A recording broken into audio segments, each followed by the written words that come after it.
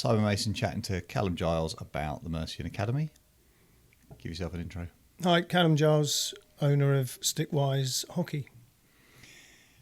Calum, it's my pleasure to be able to sit and chat to you about this Mercian Academy collaboration that finally comes to fruition.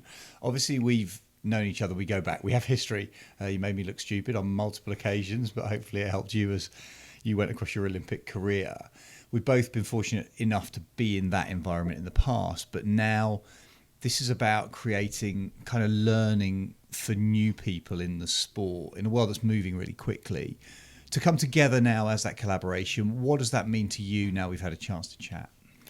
I think we both offer something really knowledgeable, and coming from a background of passion for the sport. A lot of people do what we do, which is go and play in Olympic Games and then they leave hockey and move on somewhere else. And I love that we're in a position where we can continue that dream for other people from our experiences. And I love working with someone that's been at that level and stayed within the game, because that shows me a pureness and a love for the sport. I think between us, we obviously offer everything from goalkeeping to outfield play. We've both coached and played at a high level.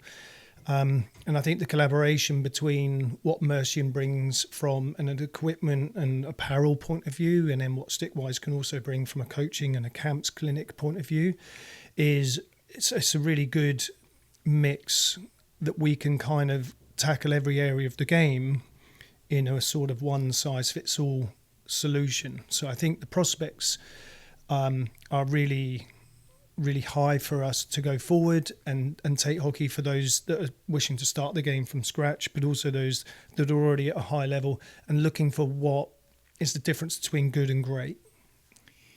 And great, you are widely known for being one of the best young player educators as a coach. You developed that experience over multiple years, but how did it start? I mean, you went from being an Olympian, you were one of the early protagonists, if that's the right word, or people who developed the drag flick. You became renowned for it. They actually changed the rules in world hockey because of what you did.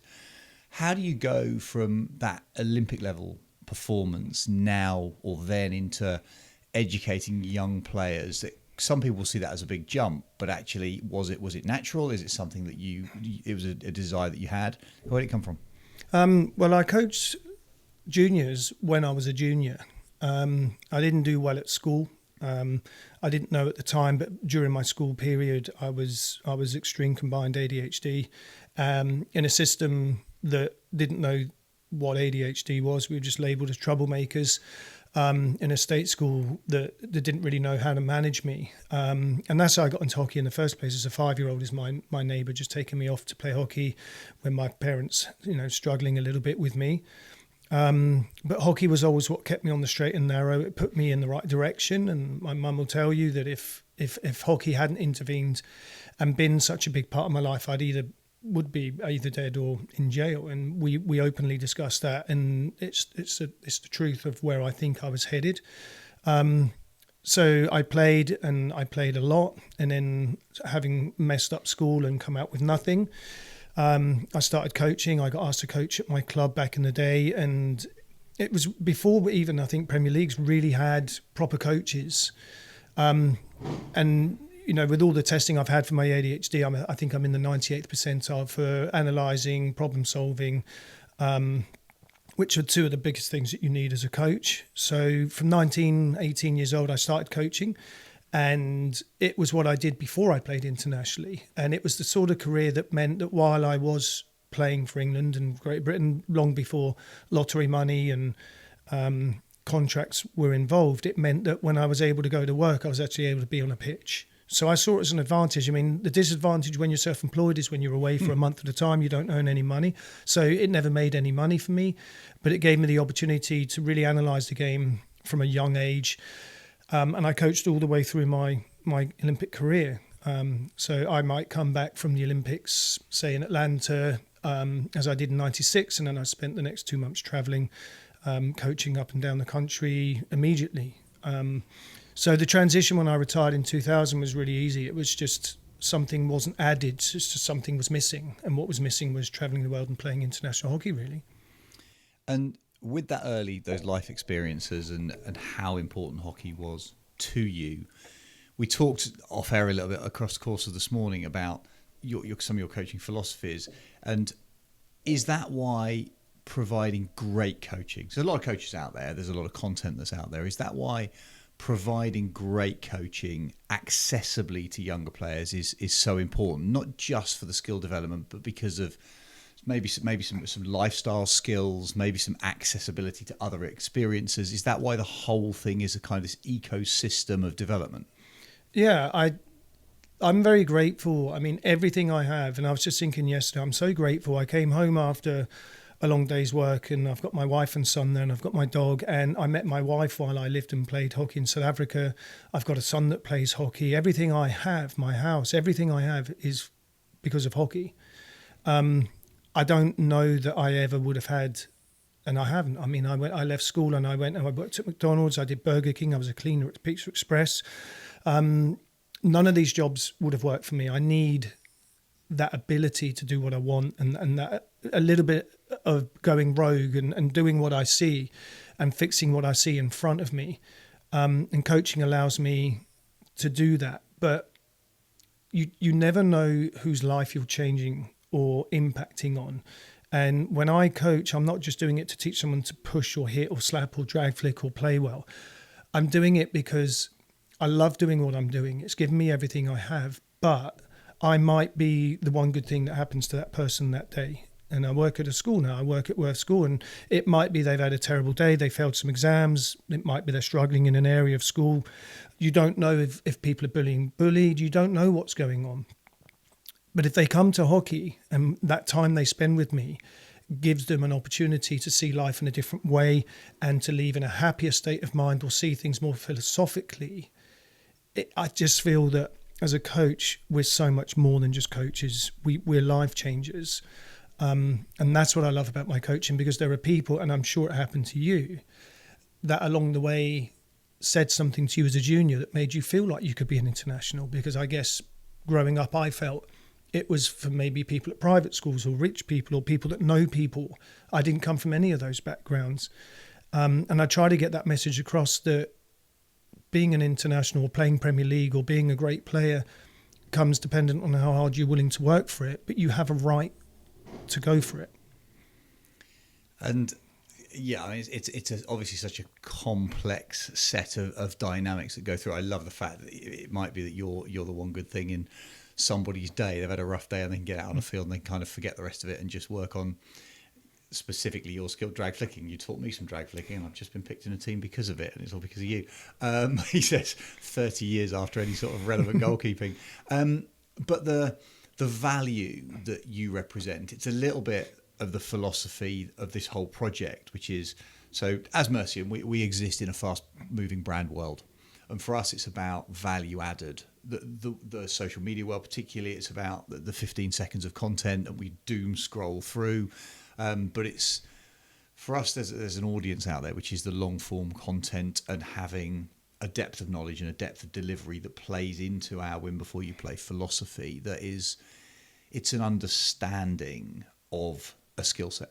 It's not about, have I seen one thing for 15 seconds and do I replicate it? In my opinion, if you can explain the skill to somebody and you give them that knowledge, that to me is a more valuable course of action. And that's the whole point behind the academy, is we're trying to write this content that will then work with you in terms of the actual visual delivery and tweaking it with your Stickwise mental database of all the different things that you've seen the young players deliver. Is there a value? Do you believe in that philosophy of having kind of this understanding of a skill set in order to become better at it? Do you have to almost become a student of skill in order to really progress? Yeah. I think you've probably seen it with your goalkeeper coach, and they think that someone like you is going to come, and because they've had an hour lesson with you, that they're going to be world class, and they think that with drag flicking as well. And I think what people don't understand is the depth of time that you need in order to be successful. And I put up quite a lot about 18 minutes a day being the 100-hour rule. I also believe in the 3,000 repetitions rule, but also the 10,000 hours rule. And I do a lot of Audible books now, and Outliers is a book that I've listened to a few times. And it's about Steve Jobs and Bill Gates had access to computers long before anyone else did. So they got their 10,000 hours in just quicker and earlier than everyone else. It's not a coincidence that the four biggest people in the history of the computer industry are all born within 6 months of each other. It's because when computing came out and home computing became available, they had the right qualifications at the right time, but also the hours they put in to perfect their skills were the right time. If you'd been 5 years earlier or 5 years later, you would have missed the boat because the market's either already taken or it's not ready for you. So it takes time.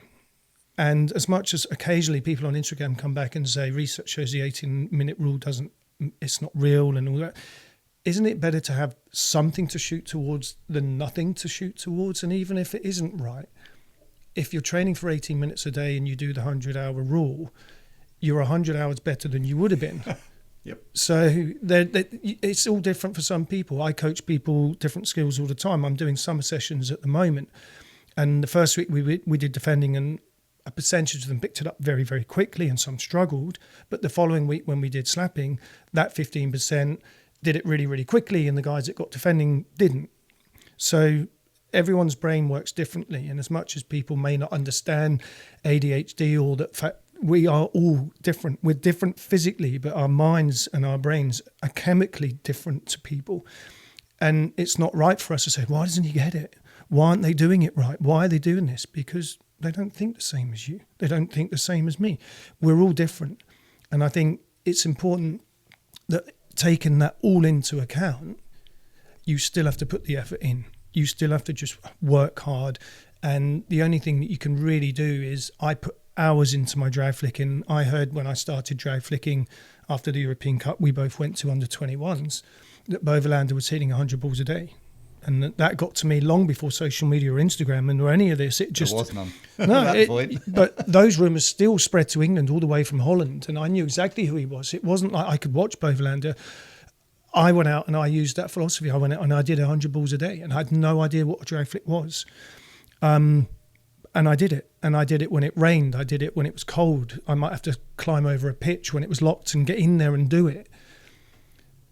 But one of the things I coach, and I think I might have mentioned this to you when we were doing flicking the other day, is it makes no difference to me whether I'm flicking a ball at the Olympic Games or whether I'm training against you one-on-one. Ultimately, the technique of a drag flick doesn't change just because the scenario does. It's exactly the same technique. It's the same with golf. Hitting a driver on the range is no different to hitting it technically on the course. It's just the pressure that you put yourself under or perceive to be there. So if you do your 100 flicks a day, every day for a year, you should be walking onto that pitch knowing it. There's a ball, there's a goalkeeper, and there's me. And that's all you need to know. And if I focus on flicking the ball as best as I can, the outcome is out of your hands. I've had keepers make ridiculous saves off me that they had no right to save. And I remember the first time I played Pakistan in Berlin in the Champions Trophy in 96, I think it was. I'd flicked this ball and I knew it was a belter. I knew the height, the pace, the deception it was all there. And I looked up and saw this guy save it. I was like, no one's ever done that before. I was just shocked. But then I've also scored, my last international goal went middle. Because, you know, for every awesome save a keeper has no right to make, he's going to make a mistake and you're going to score a goal you have no right to score. But ultimately, you have to put the reps in and you have to back yourself that under pressure, you can zone out everything that's there. There's a ball, there's a stick stopper, there's a goal, now go and flick it. It's time, it's effort. And if you want to be in the top 1%, you have to be willing to do what the 99% of other people aren't willing to do. And I'm sure that doing that, I mean, people talk about freezing because of fear. And we're both lucky to have played in that top quality environment. And definitely fear is something that comes to mind at times, the pressure that fear of failure creates. So do you think, given what you've just described, multiple repetitions of something create confidence? Do you and competence, that's the word I was looking for. Do you think, therefore, that competence delivers confidence? Yeah, because if you've done it enough times and you can do it, and it comes back to what Jordan said. I think someone said about him missing the final shot. Are you afraid of missing the final shot? He said, well, why am I afraid of something that hasn't happened yet?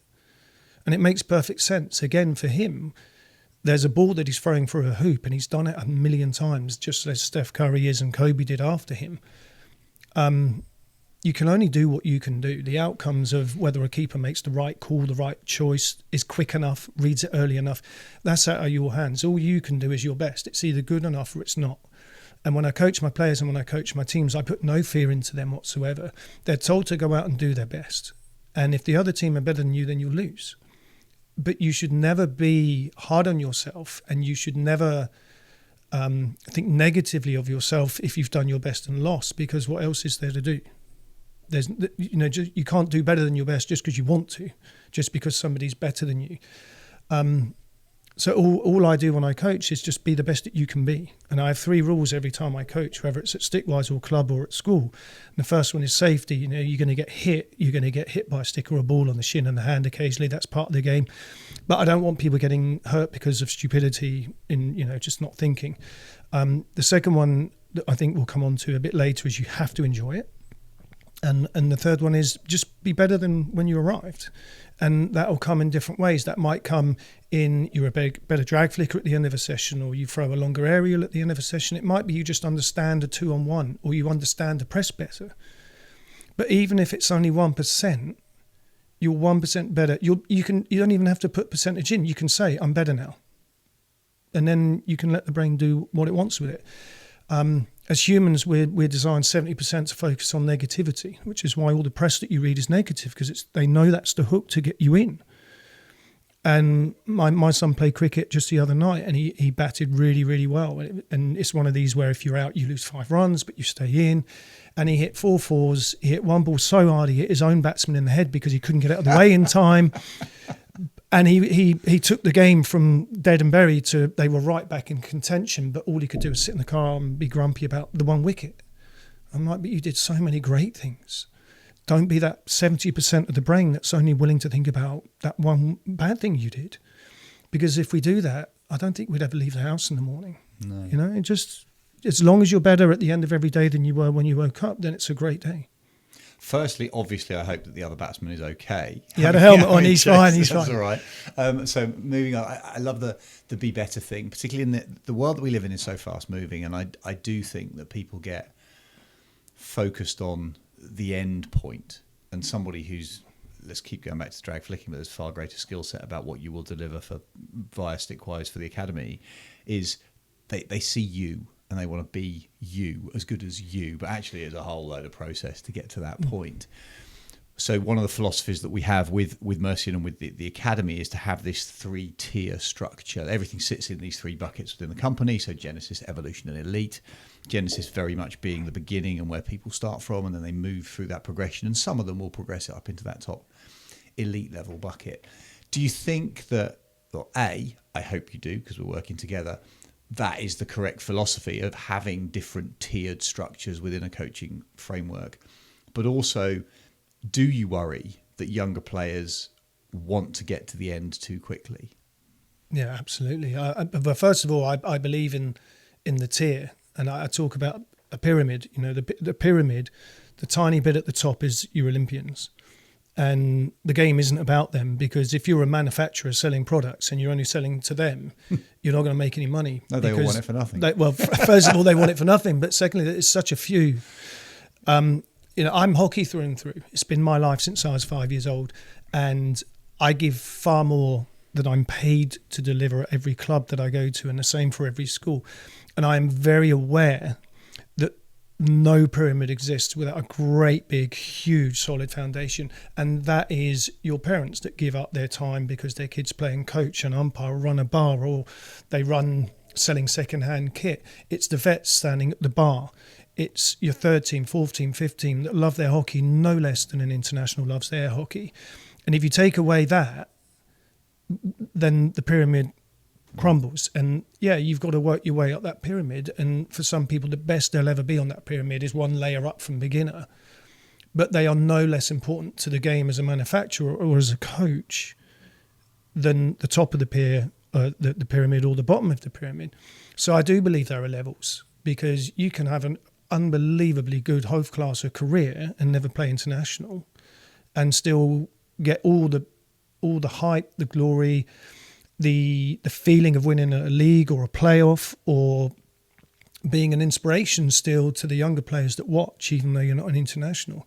So I love this three-tiered. I think having listened to the book about Steve Jobs a few times, he came in and he stripped Apple back from a very complex, overthought process to just a cross on a board and went, that,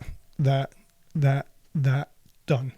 Because the simpler something is, the less opportunity for it to mess up. 3 tiers is good because you've got your beginners, you've got your elite, and you've got everything in between. And somebody falls into those categories all the time. And you just manage your coaching. What's your expectations from beginners? For me, I've got a little process for coaching. Is the first process, it's got to be fun. Because you've got to make it fun so that when you're a beginner and you're deciding if you like it or not, you're willing to come out in the rain. You're willing to come out in the cold. You're willing to get hit on the foot with a stick for the first time and not go, I don't like this, I get hurt, and walk away. You have to get them to love the game so much that regardless of the weather or regardless of the fact they might get hit, they come back.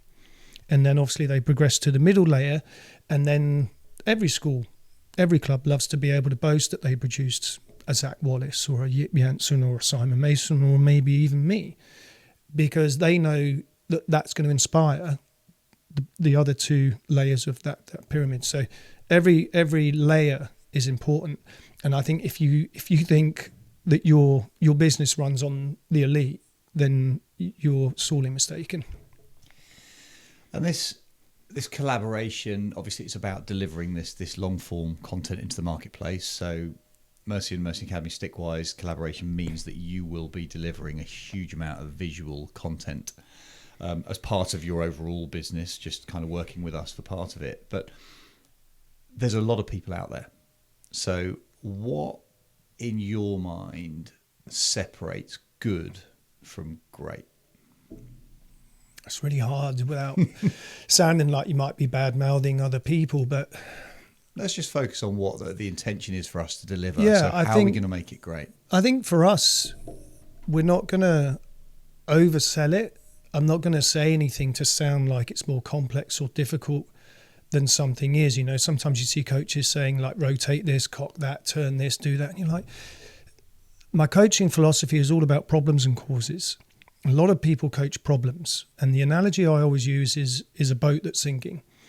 If a boat is sinking, the problem is it's filling the water. So what a lot of people do is they bail the water out. But if you bail the water out, you'll be doing it forever. And that's what I see with a lot of coaches is they see the problem, so they fix the problem. But the problem is it's going to be there forever. What I notice with really good coaches is they go straight to the cause. Because if you fix the hole, you actually don't even need to take the water out. The boat will float. And over time, through evaporation, people carrying water off on their clothes or whatever, the water will go. And I notice with drag flicking and all the different skills I coach, I see these people coach and I'm like, if you just fix the cause, those 5 problems you're trying to fix will all go anyway. It's as simple as that. And I know that you've seen that with goalkeeping because I've been on your clinic and it's the best goalkeeper clinic that I've ever been on. You fix something and I went, that solves that and that, all in one little thing. I'm never going to over elaborate to try and sound like coaching's complex because it's not. It's really simple. And the best coaches, I think they deliver things in a simple way, but then allow time for self-discovery again. And I know I go on about my books, but one of the books was called Range and it's all about self-discovery. And there was a lot of research done on people that were doing exams and sorts of tests. And the group that were allowed self-discovery time in the short term took longer.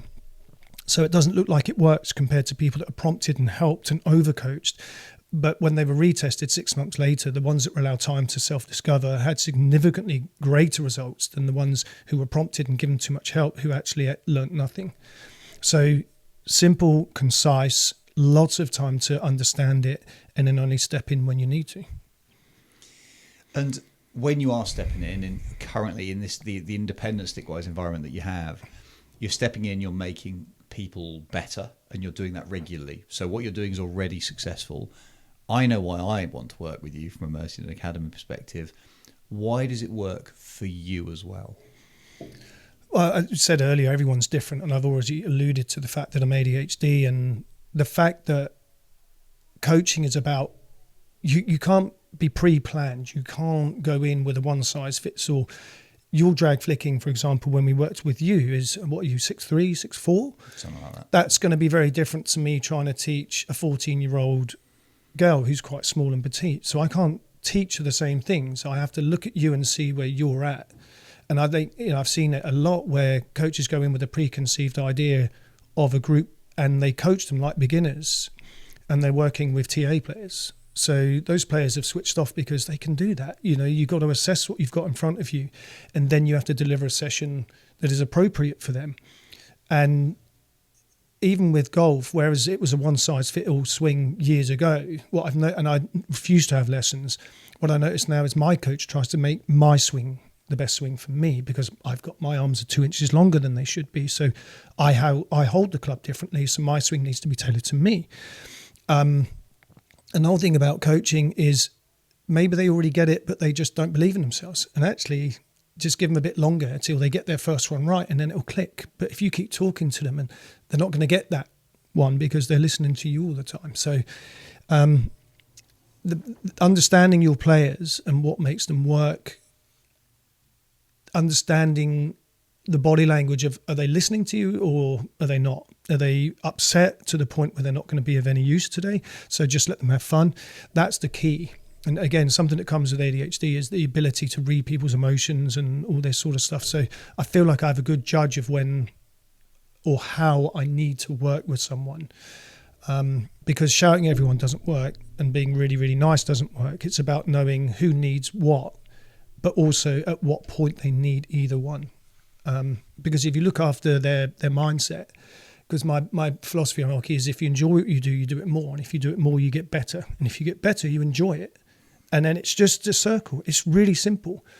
I retired, as you know, after Sydney at 27. I felt like I'd got to the peak. I understood the game. I was on pitch. I was starting a lot. I was playing well. But I didn't enjoy it. So I quit. And for that, if I'm quitting international hockey, if I'm quitting travelling the world, not paying for it and seeing some of the most amazing places in the world, I don't even want to do that because I'm not enjoying it. I've got to make sure that if people are only playing in a county or a region, I've got to make it enjoyable enough that they want to keep coming back again. Hopefully we can deliver that. I mean, what the collaboration is twofold in terms of the Mercy Academy Stickwise video content delivery is this long form content that we're going to make available once it's all been created and filmed over a period of time. So that'll be accessible pretty much online. We're then also going to promote the collaboration in terms of, can we get out to the network of people that you have, that we have, and put you and the Academy and Stickwise in front of those people. It might be combination goalie and field players. It might be field player stuff, an extension of what you already do. That's exciting, and it's going to be fun. Definitely, because we're just going to try and do some fun stuff, and if we get a chance to spend some time on pitch, it'd be even better. But if we're looking at those players, they're coming into that environment, the physical environment that you lead. If any of those came onto a pitch today, what's the one thing that a player could do today to become better? It's so hard labeling one thing. Do you know, I guess it's a really hard question. It's like someone asked me the other day at school, what's your favourite song? I'm 52. There's a lot of them. Like, that was an easier question when I was 15. But I think there's so many things that you have to do. But I think having listened and read and understood the minds of people like Michael Jordan and Tiger Woods and people like that, the one thing that keeps coming back with all of them, from all their coaches and all the videos, and even The Last Dance, when I've watched that twice, is their ability to listen. Michael Jordan was who he was. I mean, he's an unbelievable athlete. He was clearly the best player. He probably was better than his coaches, but he listened to his coaches. And that's the one thing that Michael's biggest quality was, his ability to listen. And I remember up at Glen Eagles on a golf tour several years ago, and I was speaking to Rob Henderson, and I've heard this since, but he was the first person that said it to me, and he said, we're designed with 2 ears and 1 mouth for a reason. We're designed to listen twice as much as we talk, which is equally as important for a coach. You know, I was taught that your greatest resource as a coach is your players. Your players are telling you whether it's working or not, or whether they like it or not. So I think players these days feel like their opinion is what should happen. And I think they need to understand you can have your opinion, but that doesn't mean it's going to happen. I appreciate your opinion on what you think we should be doing, and I ask for opinions. But once I've weighed everything up, as the experienced guy that's the head coach, I make my decisions, and I will take your opinions into it. So if your opinion it is listened to, but because it isn't actioned, it doesn't mean it wasn't heard. So go to your camps, whether it be TA, whether it be international camps, whether it be for your clubs, and listen to your coaches, try it, and then maybe have a discussion about you don't like it. But I see kids now, you can see as you're talking to them, you can see they just want to talk. They're not listening because they just want to get out why they made a mistake or that they know more than you. I'm like, just chill, just listen, hear what I have to say. If in 10 minutes it's not working, then come back and have a chat to me. But listen first before you tell me what you want to tell me. I'm only smiling as you tell that story because it wasn't pre-scripted what your answer was going to be, but one of the consistent things I ask for on any goalkeeper course is I ask for every single bit of energy that an attendee has. Give me all you've got, because then as a coach it's beautiful to work off that. And then try it, because you can't tell me it doesn't work until you've tried it. You might have been coached by some amazing people, but you might be a slightly different size and shape to who they're normally coaching. It might be a different skill set. But on the other hand, to be as good as we can be, we can't have a regimented skill set. We have to have a locker room full of skills that we use at the right time. And I kid it. I say to him, same as you telling me you don't like broccoli. And I use my son as an example when he was 4 or 5 years old, and he said, I don't like broccoli. So, well, have you tried broccoli? No. Well, you can't tell me you don't like it until you've tried it. So give it a go. And that's a fairly safe example, obviously. Yeah. But the principle is exactly the same, is that people, even young people, will come in with preconceived ideas from what they see on social media. And actually what we're trying to put together is an environment where we can give information. So to my mind, and I've described this a little bit to you when we've spoken kind of off air, is about the philosophy of let's give as much information as we can and allow people to make their own decisions. Which does come back to a quick question that I'd like to answer from a philosophical perspective. Skill or decision making, what wins games? Okay, so I spoke about this earlier, and I might be a little bit controversial here. But back in the days when I delivered level 1, 2 and 3 courses, I was always the assistant to a head coach leading the course. And I might not have my GCSEs and all the rest of it, but that's a school environment thing. But I'm pretty bright. I've been tested. My IQ is very, very high. And I problem solve, and I like to think ahead before something happens. And I started to learn that whenever there was a question asked and no one knew the answer, he'd look at me. And I needed to know the answer. And I always did, luckily. But he asked a question one day to the group, what's the difference between skill and technique, I think it was, or something. And he was going around the room and no one knew. And I went, right, I've seen this before. This is coming to me. And I went, I don't know. I don't know the answer. It was the only time that he got me, and I couldn't answer it. And I went home and I looked at the difference between skill and technique. And actually the dictionary contradicts itself as well. So I was none the wiser having looked at the dictionary. And I thought, if there's no definition over the difference between the two, I'm going to have to create my own. And I did. And this is what I coach by. This is what I do my coach ed by. So my way of looking at this is drag flicking isn't a skill, it's a technique. Hitting isn't a skill, it's a technique. So if we coach techniques, because there is a technique to doing things, I believe that skill is then the ability to make decisions. And the way that I sell that, particularly in England where everybody plays, well, a lot of people play cricket, is if you've got a batsman that's got the perfect defensive shot, the perfect pull, the perfect square cut, the perfect flip over his head, and I ask my kids, does that make him a really good cricketer? And they go, yeah. Right. What if he decides to try and pull a Yorker, or he tries to defend a bouncer? Oh, no. But it's perfect technique. Yeah, but his decision making's wrong. Right. if we coach our players all the right techniques, we then need to teach them the skill of decision making. That's as simple as I could make it, and that's what I do in my coach education. So when I do my coach education sessions, or I observe sessions, what really annoys me is at the end they'll go, if you really behave, I'll give you a match for 5 minutes at the end. I hate it, because ultimately it's what the kids are there for. And you and I know when we're at camps, we want to play matches. We don't want to do drills because they can become monotonous and quite boring. They do need to be done. So I'm like, you taught them how to push the ball, or you might have taught them 2-on-1s in a prescribed area where the only decision making is a 2-on-1 with that person and only that defender. And then you wonder why in a game they can't do it, because you haven't practiced it. So when I break up my sessions, you have your warm up, you do your technique, you do your 2-on-1s, and then the last half of the session is gameplay. Because they have to take that knowledge and put it into the real world, which is that 2-on-1 might not be it. You might have to go over here and find a different 2-on-1. Recognizing a 2-on-1 is a skill in itself.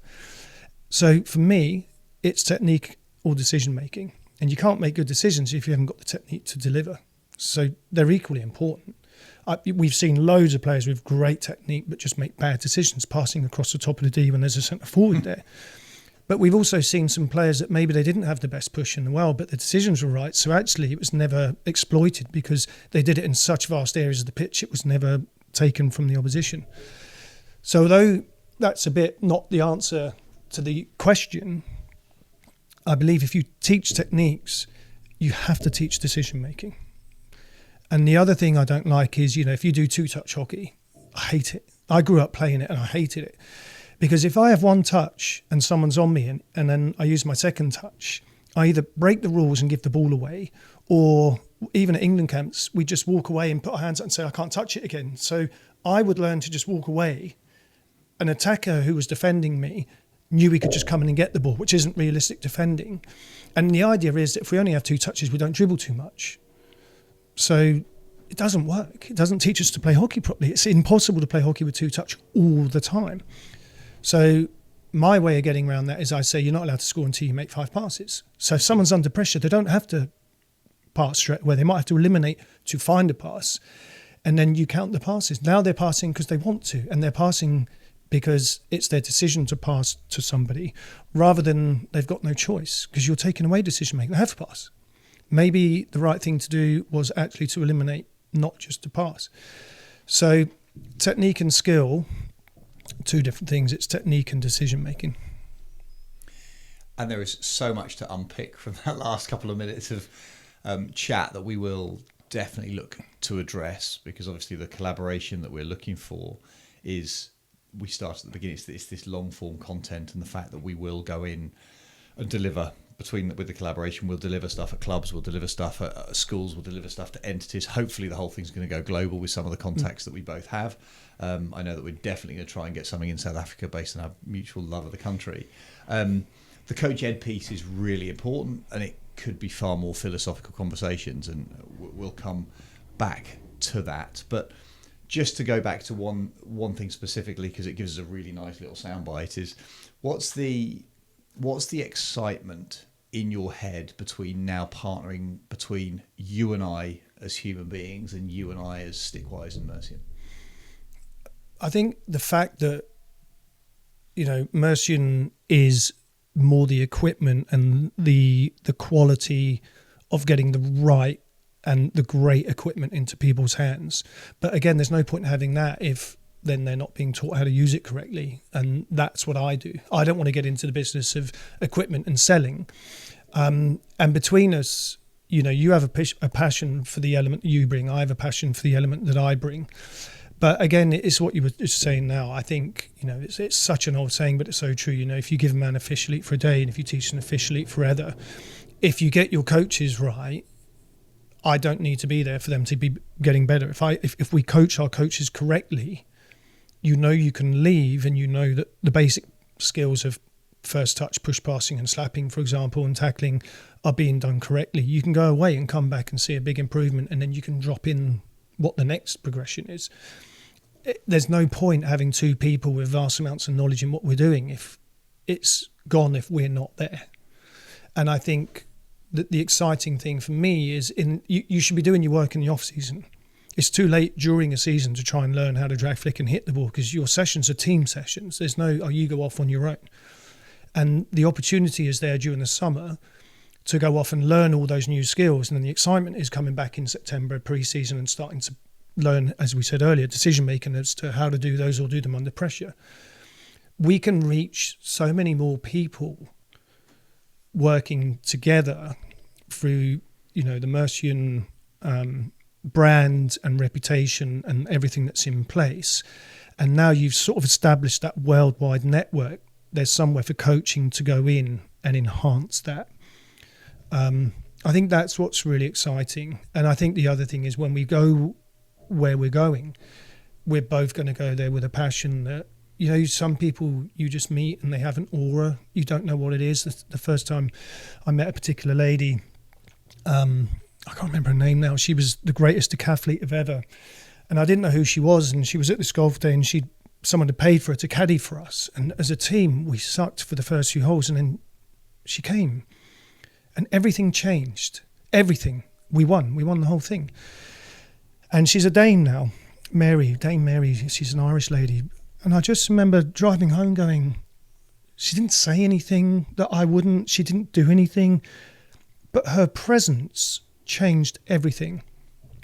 And I think when you take Olympians, I think you were voted as goalkeeper of the tournament at the World Cup in '94 or something. Or there's a memory. So you've had your moment where you were one of the best, if not the best, goalkeeper in the world. I was one of and at times I was probably the best drag flicker in the world. We're going to go to people and meet them. That's like a footballer potentially meeting Messi or someone like that. And the realness. And the reason we got this is because we were so passionate. I gave up my summers. I did everything for hockey. And I think to get out into the field, whether it be South Africa or parts of England or wherever it might be, those kids aren't going to be just better. They're going to feel leaving empowered. They're going to feel our passion, and they're going to feel inspired to go out and do that 18 minutes a day, to go out and do that 100 hours a year, to do those 3,000 reps and do what the other 99% are not willing to do. And we can't do that through social media. You don't get that aura. You get it from being in someone's presence. And I coach because hockey changed, maybe even saved my life. And that is the energy, the charisma, the belief and the passion that I take onto the pitch every time I coach. I'm not just coaching someone to play hockey, I'm trying to change their life. Wow. How do you conclude from that? And it's almost impossible, Calum, but that's why we want to work with you, and that's the value of the academy as it will come to pass, is going to have impact because of the quality of the content. It'll have impact because of the quality of the delivery with you as the delivery partner. It's going to change people's ability. It may well essentially change people's lives. So I'm delighted that we can kind of have this chat. There'll be loads more because there's so much more we can unpack. But for now, we'll have to wrap. We've both got other things to do. You've probably got to get back on a pitch. I need to get on a plane. But for now, that is the start of the collaboration between Calum Giles and Stickwise, Mercian, the Mercian Academy, to deliver online video content across a vast range of skills over the next 12 months. Then to put it onto fields where we bring Stickwise through the Mercian network to clubs, to schools, to entities, to groups of people around the UK and then hopefully global. It's really exciting to me as the brand holder to work with a friend and a colleague who has world-renowned experience and accolades to formalize it in our Genesis, Evolution and Elite framework so that it's identifiable, all of which, however, we're going to try and deliver with some excitement, some passion and some fun. Thanks, Cal. Awesome. Pleasure. Magic. That's so good. Thanks, mate. No, not a problem. Well done.